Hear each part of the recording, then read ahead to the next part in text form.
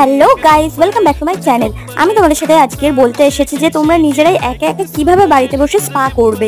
হ্যাঁ, আমি যেরকম দেখাচ্ছি সেরকমটাই করবে। আমি এখানে ইউজ করছি স্ট্রিক্সের স্পা ক্রিম। ফার্স্টে স্পা ক্রিমটার সাথে একটুখানি সিরাম মিশিয়ে নিয়েই এটা অ্যাপ্লাই করতে হবে। হ্যাঁ, ফার্স্টে হেয়ারটাকে ভালো করে শ্যাম্পু দিয়ে ওয়াশ করে নেবে ভালো করে, তারপর স্পা ক্রিমটা অ্যাপ্লাই করবে, তারপর চুলে কিছুক্ষণ ম্যাসাজ করবে, তারপর ধুয়ে নিলে একদম আমার চুলটাকে লাস্ট পর্যন্ত দেখবে যে কিরকমটা গ্লসি গ্লেজ এসছে। আমার তো খুব ভালো লেগেছে। আর চুলটা দেখো আমার কতটা লম্বা লাগছে। চলো, তোমাদের তো বলেই দিলাম যে কিভাবে স্পা ক্রিমটা অ্যাপ্লাই করে কিভাবে বাড়িতে বসে খুব কুইকলি স্পা করে নিতে পারবে। এবার বলি স্পা করার উপকারিতা কি, মানে হেয়ার স্পা কেন করবে তোমরা, হেয়ার স্পা করলে কি হয় কি হবে সেইটাই আমি তোমাদের সাথে শেয়ার করব।